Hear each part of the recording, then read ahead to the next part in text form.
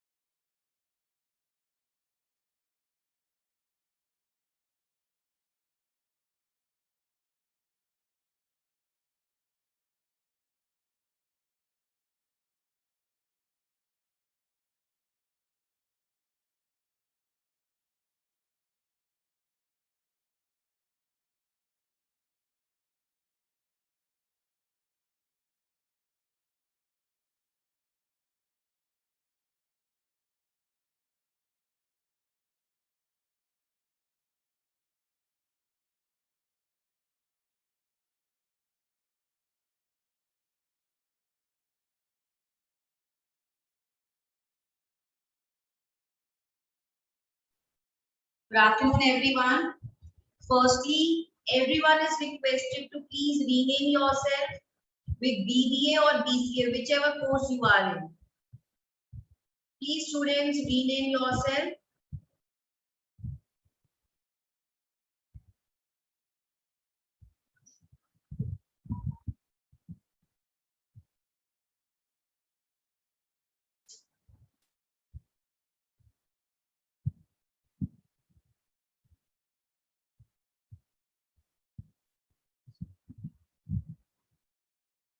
Abhishek Singh, Aditya Sharma, please rename yourself with your course because it becomes really difficult to put your attendance.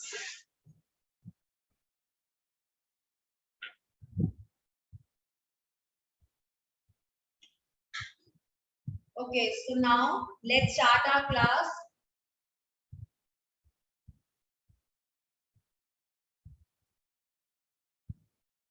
So in the previous class, whatever we have done related to set, union of a set, intersection of a set, and we have done different properties related to union and intersection.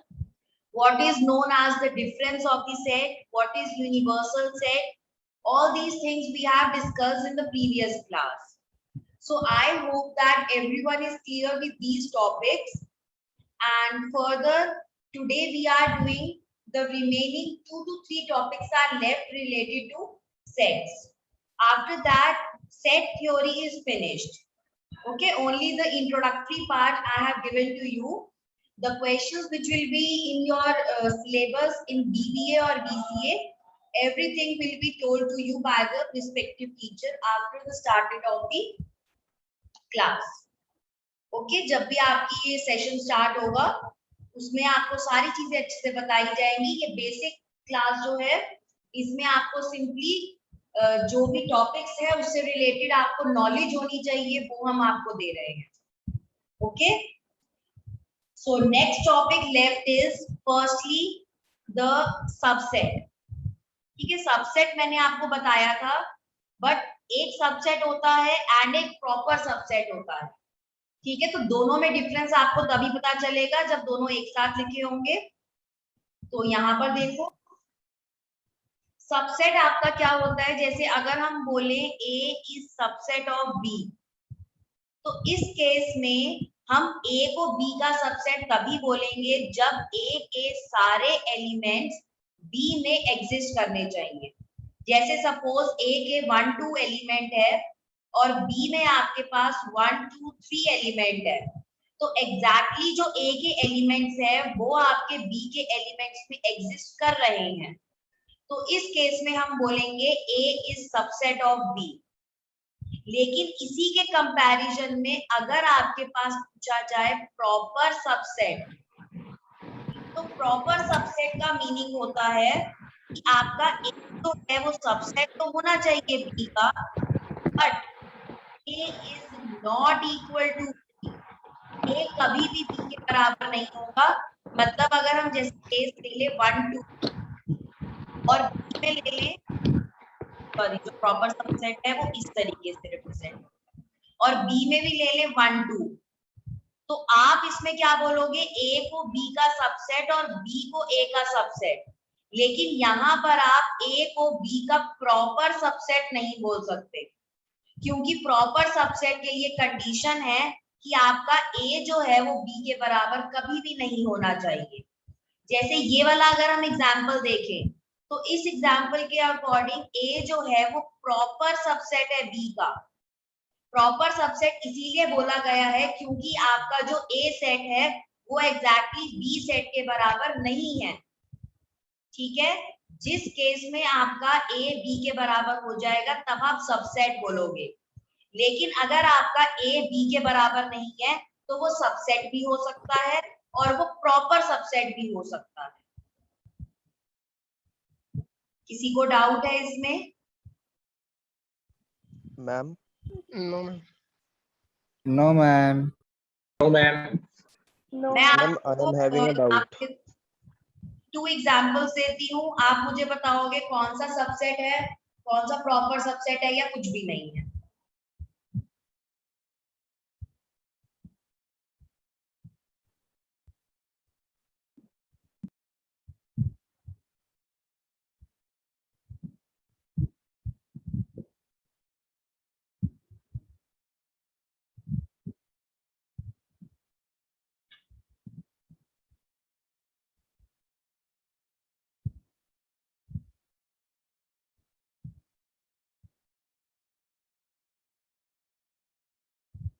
हाँ जी अब आप बताओगे मुझे कि कौन सा proper set है कौन सा सबसेट है. फर्स्ट मैम एग्जांपल पहला वाला प्रॉपर सबसेट वाला है. सबसेट दूसरा Subset. फर्स्ट वाला प्रॉपर सेट है. Yes very good. सेकंड वाला प्रॉपर. पहले वाला आपका सबसेट भी है और उसको हम प्रॉपर भी है. प्रॉपर सबसेट भी बोल सकते हैं. ठीक है क्योंकि Yes, A yes, आपका ma'am. B के बराबर नहीं आ रहा. अब नेक्स्ट वाले में बताओ. मैम ये सिर्फ सबसेट है. हाँ ये वाला सिर्फ सबसेट होगा क्योंकि यहाँ पर क्या केस आ रहा है A इक्वल टू B वाला. Equals to B. ये सबसेट हो सकता है ये कभी भी प्रॉपर सबसेट नहीं होगा. ऐसे हमने जब हम लाइन डाल देते हैं जैसे हम इक्वल टू में ऐसे लाइन डालते हैं तो नॉट इक्वल हो जाता है. तो ऐसे ही प्रॉपर सबसेट का साइन बनाकर उसमें लाइन डाल दोगे तो उसका मीनिंग भी यही होता है नॉट प्रॉपर सबसेट. क्लियर है सबको? दोनों Yes, में ma'am. difference है? Yes ma'am. Yes, ma'am. Yes और मैम. ये दोनों के साइन भी Yes, अलग ma'am. अलग याद रखना. सबसेट का सिर्फ ऐसे C बनता है और प्रॉपर सबसेट के लिए C बनाकर उसके नीचे एक लाइन भी ड्रॉ करते हैं.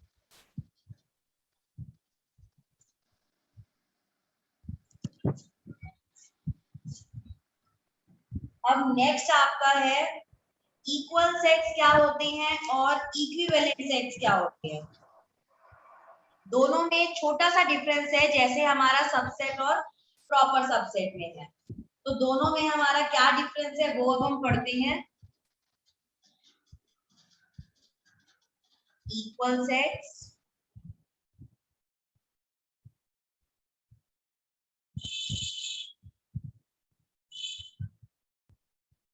So by the definition of equal sets, जब आपके पास दो एलिमेंट्स मतलब दो सेट जो है उसके पास सेम नंबर ऑफ एलिमेंट्स होंगे, सॉरी सेम एलिमेंट्स होंगे, same elements and two sets A and B can be equal only on the condition that each element of A is also the element of B. ठीक है, अगर आपके पास सारे elements जो A में हैं वही आपके B में एग्जिस्ट कर रहे हैं, तभी आप बोलोगे कि वो दो सेट्स जो होंगे वो इक्वल होंगे। और सबसेट का केस तो बता ही दिया है आपको। ठीक है, जैसे आपके पास एलिमेंट A में एग्जिस्ट कर रहे हैं AEIOU और B में एग्जिस्ट कर रहे हैं AEIOU। इस केस में आप इसको बोल दोगे कि ये आपके इक्वल सेट्स है, मतलब A जो है वो B के बराबर है, क्योंकि सारे एलिमेंट्स A वाले जो हैं वो B में आपके एग्जिस्ट कर रहे हैं। तो हम इसको बोल सकते हैं इस केस में that A is subset of B and also B is subset of A। ठीक है, दोनों आपके ट्रू हैं सबसेट के केस में। आप यहाँ पे प्रॉपर सबसेट तो बोल ही नहीं सकते इस चीज को, ठीक है ना, क्योंकि अगर ये कंडीशन आपकी फॉल्स हो जाती है तभी आप इसको प्रॉपर सबसेट बोल पाओगे। अब नेक्स्ट आपका इसी के कंपैरिजन में है equivalent set.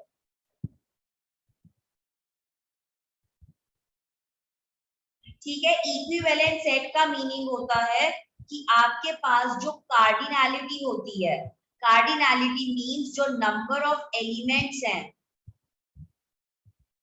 Of set A ये बराबर होने चाहिए number of elements of set B। मतलब जितने एलिमेंट्स A में हैं उतने ही एलिमेंट्स अगर B में एग्जिस्ट करेंगे तो हम बोलेंगे कि ये दोनों इक्विवेलेंट सेट है। जैसे सपोज आपका A में एग्जिस्ट कर रहा है 1 3 5 7 9 और B में आपके पास एग्जिस्ट कर रहा है 5 7 2 3 सॉरी 5 7 1 3 9 ये एग्जिस्ट कर रहा है आपके पास। इस केस में आप बोलोगे कि आपका A जो है वो B के बराबर है, प्लस यहाँ पर आप बोलोगे दैट कार्डिनैलिटी मतलब number of elements in A जो है वो number of elements in B के बराबर है which is 5, so this implies it is equivalent set। तो ये सेट आपका कैसा हो गया, ये सेट आपका इक्वल सेट भी हो गया और ये सेट आपका इक्विवेलेंट सेट भी हो गया है। ठीक है, दोनों के बीच में आपको डिफरेंस समझ आया। जो नंबर ऑफ एलिमेंट है वो बराबर होने चाहिए।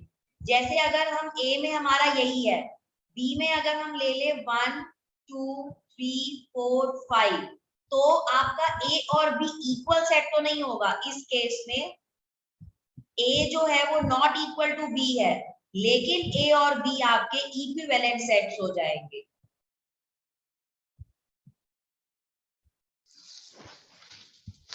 क्योंकि नंबर ऑफ एलिमेंट्स A के जो है वो number of elements in B के बराबर है। सबको क्लियर हो गया ये? Yes ma'am. Okay.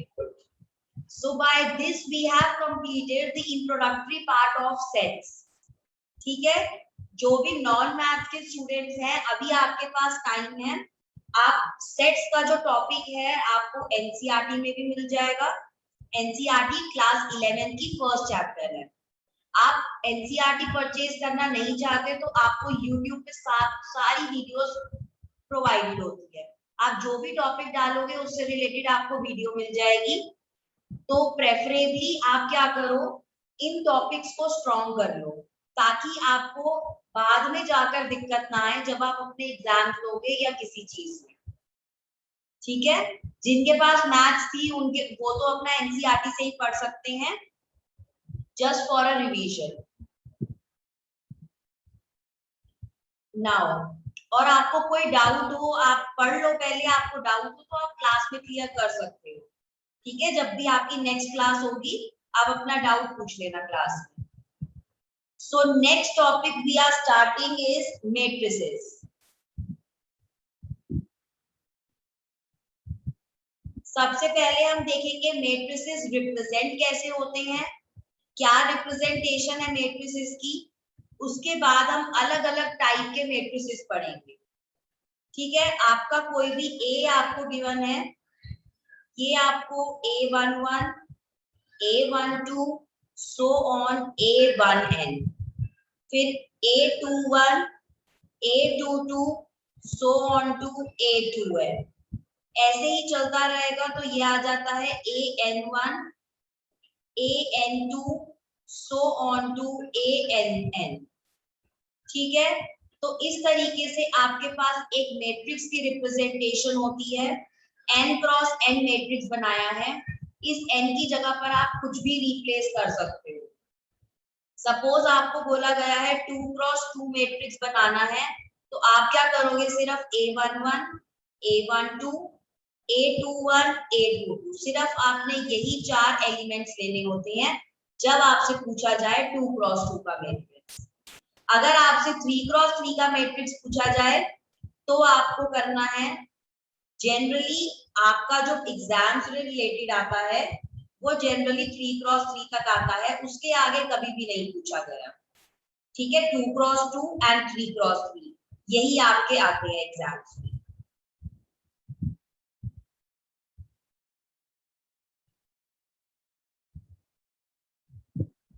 ठीक है, ये आपका 3 क्रॉस 3 का मैट्रिक्स है। तो ये दोनों मैट्रिक्स आपने ध्यान में रखना है कि उनकी रिप्रेजेंटेशन कैसी होती है, तभी आप आगे कुछ क्वेश्चंस कर पाओगे इससे रिलेटेड। समझ आ गया कि मैट्रिक्स कैसे रिप्रेजेंट होता है आपका? Yes, ma'am. Yes, ma'am. Yes, ma'am. Ma'am yes, ma'am matrices हमेशा के कंटिन्यूअस फॉर्म में चलते हैं। कंटिन्यूअस फॉर्म में चलते हैं, मतलब ये आपके मैंने 2 क्रॉस 2, 3 क्रॉस 3 बताए हैं, लेकिन अभी मैं जब आपको अलग अलग टाइप के बताऊंगी तो उसमें आपके और भी हैं। रेक्टेंगुलर मैट्रिक्स है, स्क्वायर, ये मैंने आपको स्क्वायर मैट्रिक्स से रिलेटेड बताया है। ठीक है, हमेशा कंटिन्यूअस नहीं होते, लेकिन आपके जो जनरली क्वेश्चंस आते हैं वो कंटिन्यूअस से रिलेटेड आते हैं, लेकिन जरूरी नहीं है कि सारे के सारे मैट्रिक्स आपके कंटिन्यूअस में।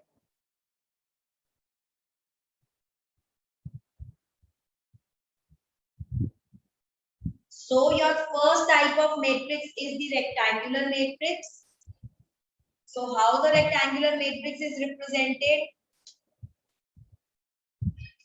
सबसे पहले हम यहाँ पे देखेंगे, ये इनको जो बोला जाता है, ये आपके पास A11, A12, A21, A22, ये आपके जितने भी एलिमेंट्स होते हैं इनको बोला जाता है एलिमेंट्स।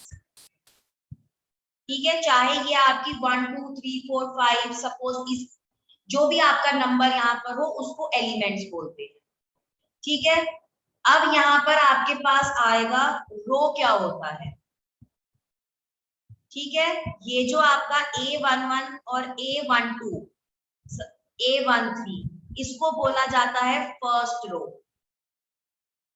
ठीक है, A21, A22, A23 इसको बोला जाता है सेकेंड रो, और जो नेक्स्ट वाली है उसको बोला जाता है थर्ड रो। इसके बाद कॉलम क्या होते हैं? ठीक है, आपका A11, A21, A31 ये आपका फर्स्ट कॉलम है। Then A12, A22, A1, A32, ये आपका सेकेंड कॉलम है। ठीक है, आपको कॉलम और रो में डिफरेंस पता होना चाहिए। जब आपको वहां पर टीचर बताएंगे वो डायरेक्टली बोल देंगे कि फर्स्ट रो में ऑपरेशन लगाया या फर्स्ट कॉलम में ऑपरेशन लगाया है, तो इस तरीके से आपको पता होना चाहिए। जो भी मैम ये पैटर्न्स में यूज होते हैं ना?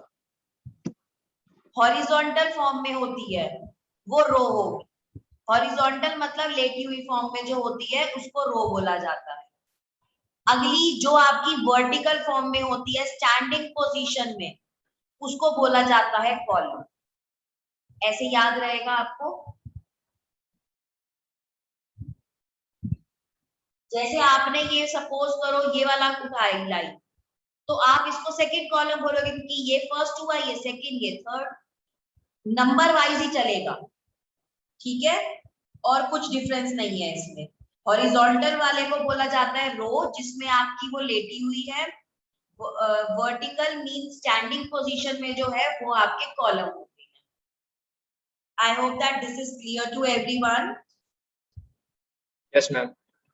Yes ma'am. Yes, ma'am. Yes, ma'am. Yes, ma'am. आपके पास है Yes, ma'am. एक मैट्रिक्स के पास m rows and n Yes, column हो सकते हैं। ma'am. यस,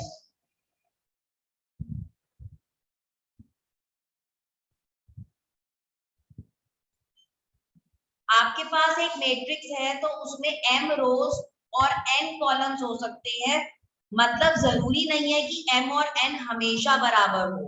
ये m और n आपका अलग अलग हो सकता है। जैसे सपोज m आपका 3 है, n आपका 2 है, तो इस केस में आपको 3 रो चाहिए और सिर्फ तो A11, A12, A21, A22, A31, A32, बस ये आपका 3x2 आ गया।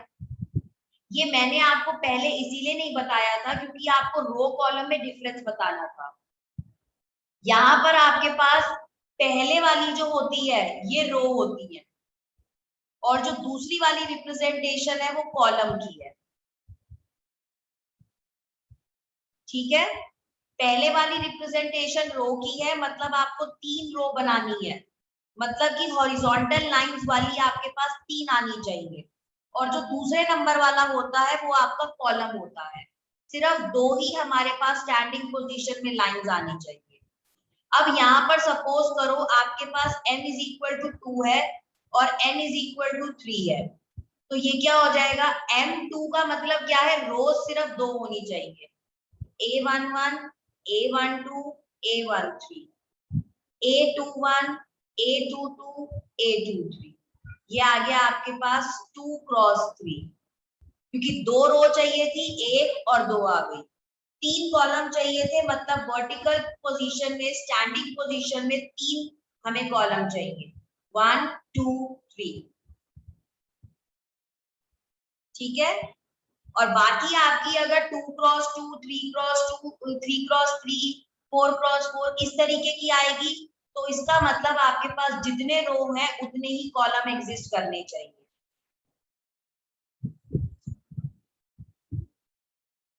ठीक है, क्लियर हो गया? Yes, ma'am. ओके, तो Yes, ma'am. Type Yes, ma'am. क्या कह रही हो?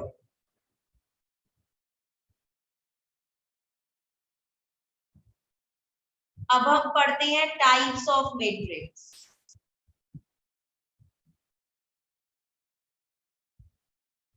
सबसे पहला मैट्रिक्स है आपका स्क्वायर मैट्रिक्स। ठीक है, जो आपका आता है 2x2, 3x2 इस फॉर्म में जो आएगा इनको बोला जाता है स्क्वायर मैट्रिक्स। ठीक है, जैसे आप रिप्रेजेंट करो 2x2, 1 0 2 3, तो ये 2x2 आ गया। स्क्वायर मैट्रिक्स में हमेशा जो नंबर ऑफ रोज होती है वो नंबर ऑफ कॉलम के बराबर होती है। सेकंड है आपका रो मैट्रिक्स।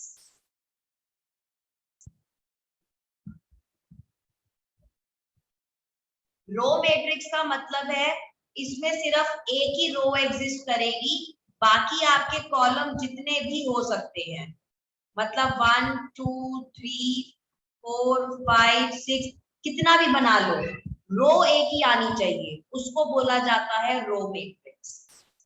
ठीक है, इसमें आपकी ओनली 1 रो एग्जिस्ट करती है। थर्ड है आपके पास कॉलम मैट्रिक्स। कॉलम मैट्रिक्स का मतलब होता है सिर्फ एक ही कॉलम होगा, ओनली 1 कॉलम। रो आपकी कितनी भी हो सकती है, 1 2 3 4 5, और आप कितना भी बढ़ा लो इसको, लेकिन कॉलम आपका एक ही होना चाहिए यहाँ पे, इसको बोला जाता है column matrix. Fourth one is diagonal matrix. अब हम सब डायगोनल तो जानते ही हैं, ठीक है, हमने बहुत सारे फिगर्स बनाए हैं, उसमें डायगोनल भी देखा है हमने क्या होता है। तो डायगोनल मैट्रिक्स का मतलब होता है कि आपका जितने भी बाकी टर्म्स है वो 0 होंगी, बट डायगोनल पर आपका नंबर एग्जिस्ट करेगा। जैसे यहाँ पर आ गया 2 0 0 0 1 0 0 0 3। तो हमने क्या करा, ये 3x3 मैट्रिक्स बनाया, और ऐसे जब हमारे पास ये जो ऊपर की ये टर्म्स है ये हमें तीनों 0 मिल जाए, और ये नीचे वाली तीनों टर्म्स भी हमें 0 मिल जाए, इस केस में, और आपका डायगोनल नॉन 0 हो, उस केस में बोला जाता है डायगोनल मैट्रिक्स। ठीक है, ऊपर वाली 3 टर्म्स और नीचे वाली 3 टर्म्स 0 हो जाए, और जो आपका बीच में पूरा डायगोनल पे जा रहा है वो आपका नॉन 0 होगा, तो आप उसको बोलोगे डायगोनल मैट्रिक्स। अब फिफ्थ है आपके पास स्केलर मैट्रिक्स।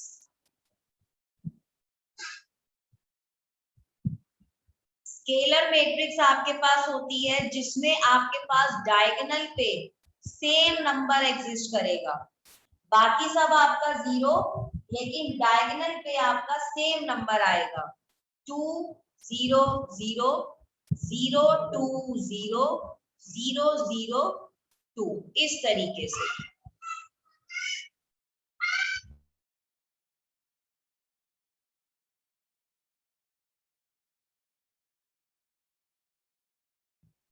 स्केलर मैट्रिक्स का मीनिंग ये है कि आपका ये जो डायगोनल है इसमें आपका सेम नंबर एग्जिस्ट करना चाहिए, बाकी आपके 0 होंगे। जैसे हमारे पास ये वाली 3 टर्म 0 हो गई, ये वाली 3 टर्म 0 हो गई, इसको बोला जाता है scalar matrix.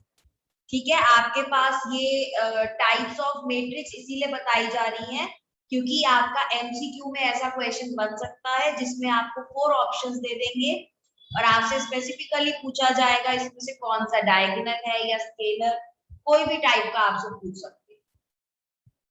Now sixth matrix is unit matrix, या फिर इसको हम आइडेंटिटी मैट्रिक्स भी बोल सकते हैं। ठीक है, इसका मीनिंग होता है कि आपके पास डायगोनल पर तो 1 होना चाहिए, सिर्फ 1, बाकी सारी टर्म 0। स्केलर मैट्रिक्स में क्या है, आपका डायगोनल पे कोई भी नंबर हो सकता है लेकिन सेम चाहिए, लेकिन आइडेंटिटी मैट्रिक्स में क्या है, आपको डायगोनल पर ही चाहिए सिर्फ, और वो भी सिर्फ 1 होना चाहिए, उसको बोलते हैं आइडेंटिटी या फिर यूनिट मैट्रिक्स। ठीक है, ये आपको मैंने 3x3 की बताई है, ऐसे ही अगर आप 2x2 की निकालोगे तो 1 0 0 1, ये आपके पास आ जाएगी 2x2 की आइडेंटिटी मैट्रिक्स। मैम दोबारा बता दो एक बार। ओके, देखो आपके पास डायगोनल मैट्रिक्स में क्या है, ऊपर की 3 टर्म्स नीचे की 3 टर्म्स 0 होंगी, लेकिन ये जो आपका डायगोनल बन रहा है इस पे आपका कोई भी 3 नंबर हो सकते हैं, अलग नंबर हो सेम नंबर हो, कोई दिक्कत नहीं है डायगोनल मैट्रिक्स में। लेकिन अगर आप स्केलर मैट्रिक्स में जाओगे तो आपके पास डायगोनल पर सेम नंबर होना चाहिए। अब वो सेम नंबर आपका कुछ भी हो सकता है, चाहे आपका यहाँ पर 100 हो तो आपका पूरा डायगोनल पे 100 ही होना चाहिए, ठीक है। चाहे आपका यहाँ पे 200 हो तो पूरे डायगोनल पे 200 होना चाहिए, ये स्केलर मैट्रिक्स है।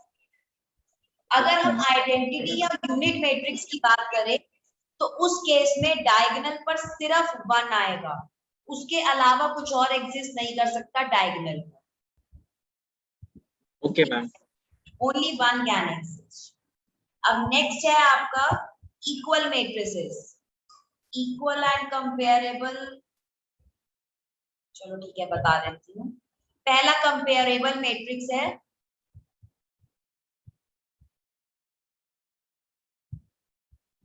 सो कंपेरेबल मैट्रिक्स का मीनिंग क्या होता है, आपको कोई भी दो मैट्रिक्स गिवन है लेकिन वो सेम ऑर्डर के होने चाहिए, जैसे 1 2 3 0 2 5। ये अगर हमारे पास 2 क्रॉस 3 है तो इसको कंपेयर करने के लिए जो दूसरा मैट्रिक्स है वो भी 2 क्रॉस 3 का ही होना चाहिए। जैसे यहाँ पे ले ले iota 2x square 0x square 1, तो ये भी अगर 2 क्रॉस 3 का है तभी हम इन दोनों मैट्रिसेस को कंपेयर कर सकते हैं, ठीक है। तो कंपेरेबल मैट्रिसेस ये कहता है कि आपके पास जो ये मैट्रिक्स की फॉर्मेशन है ये सेम होनी चाहिए दोनों केसेस। एंड जो 8th वन आपके पास है वो है इक्वल मैट्रिक्स, इसका मीनिंग भी बिल्कुल सेम है,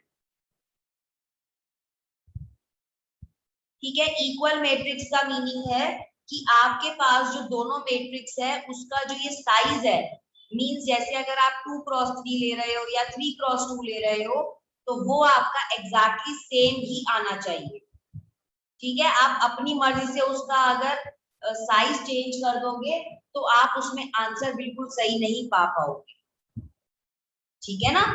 तो यहाँ पर सपोज आपको गिवन है PQR STU, आपको ये गिवन है 2 क्रॉस 3 मैट्रिक्स, तो आप इसको इक्वल किसके रखोगे 1 2 3 5 7 8 के, क्योंकि ये भी आपकी 2 क्रॉस 3 मैट्रिक्स ही है, ठीक है। तो ये आपके 8 टाइप्स ऑफ मैट्रिसेस एग्जिस्ट करते हैं। बेसिक चीजें मैंने आपको ये बताई हैं। अब अगर आपको ये क्लियर हो गया तो आप बताओ, नहीं तो मैं इसे दोबारा से समझा देती हूँ। मैम नंबर 7 फिर से बताएं। एक बार नंबर 7। कौन से कंपेरेबल वाला? Yes ma'am, yes ma'am. Okay, comparable का मीनिंग है कि आपका ये जो साइज होना चाहिए ये 2 क्रॉस 3 और इसका भी 2 क्रॉस 3 होना चाहिए। जैसे मैंने अगर एक मैट्रिक्स ले ली 2 क्रॉस 3 की और दूसरी ले ली 3 क्रॉस 2 की, तो ये दोनों कंपेरेबल नहीं है। कंपेरेबल का मीनिंग होता है, जैसे हम क्या करते थे, कंपेयर करते थे, x+1 गिवन है यहाँ पर, यहाँ पे ax+b गिवन है, तो हम क्या करते थे, कंपेयर करके लिखते थे कि हमारे पास a की वैल्यू तो 1 आ गई और b की भी 1 आ गई, ऐसे ही करते थे। तो बिल्कुल सेम आपका यहाँ पे केस, जब तक आपके पास दोनों मैट्रिसेस का साइज सेम नहीं होता तब तक आप कंपेयर ही नहीं कर पाओगे दोनों को, ठीक है। कंपेरेबल मैट्रिक्स और इक्वल मैट्रिक्स दोनों बराबर होती है, ओके मैम। ठीक है। अब आपके पास आता है कि आप एडिशन कैसे करते मैम हो। हेलो जी मैम, वो इक्वल मैट्रिक्स प्लीज एक बार बता दो। इक्वल मैट्रिक्स और कंपेरेबल मैट्रिक्स सेम है। जैसे आपको अगर इक्वल मैट्रिक्स आप इक्वल टू में तभी ले पाओगे इसको जब दोनों का साइज बराबर होगा। अगर यहाँ पे आपको गिवन है PQRSTU और यहाँ पे मैं आपको दे दूं 1 2 3 5 7 8, तो क्या आप इन दोनों को कंपेयर कर सकते हो? No ma'am. No ma'am. के बराबर देखनी, तो ये तो कंपेयर ही नहीं कर सकते आप जब तक इसका साइज बराबर नहीं होगा, जी ठीक है। तो कंपेरेबल और जी। इक्वल मैट्रिक्स दोनों बराबर होती है, सेम होती है, मतलब एक तरीके से। Okay ma'am. Ma'am square matrix बता दो एक बार। स्क्वायर मैट्रिक्स का मीनिंग होता है आप इसको 2 क्रॉस 2 3 क्रॉस 3 4 क्रॉस 4, इसी तरीके से लिख सकते हो n क्रॉस n। मतलब कि जितने आपकी रोज होंगी उतने ही आपके कॉलम्स होंगे स्क्वायर मैट्रिक्स में, ठीक है। और अगर आपकी 2 क्रॉस 3 हम ले रहे हैं, इसको हम रेक्टेंगुलर मैट्रिक्स बोलते हैं। जब आपके पास ये दोनों रोज और कॉलम सेम नहीं होते, अब उस केस में बोला जाता है कि जो दूसरा मैट्रिक्स एग्जिस्ट कर रहा है वो रेक्टेंगुलर मैट्रिक्स है, क्योंकि इसमें रेक्टेंगुलर मैट्रिक्स में आपकी चीजें सेम नहीं रहती है। Okay students? Yes, ma'am. Yes, ma'am. Yes, ma'am. Okay. Now, just wait a minute. Let me take your attendance first. Then we will move further.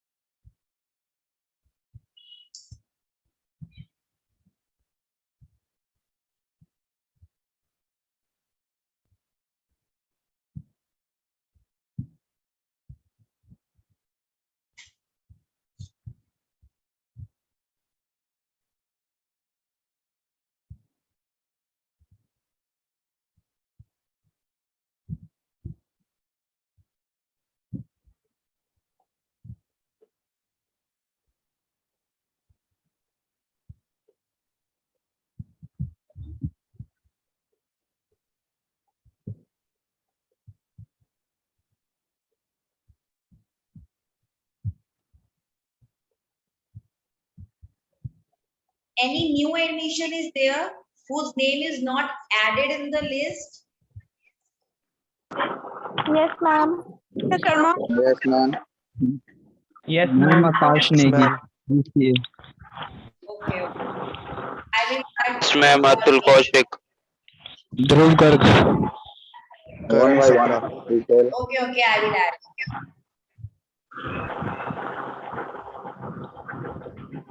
Okay, so now let's move further to the addition of Ma'am, the matrix. Akash Negi BCA. Your voice is not clear to me. What you told, ma'am?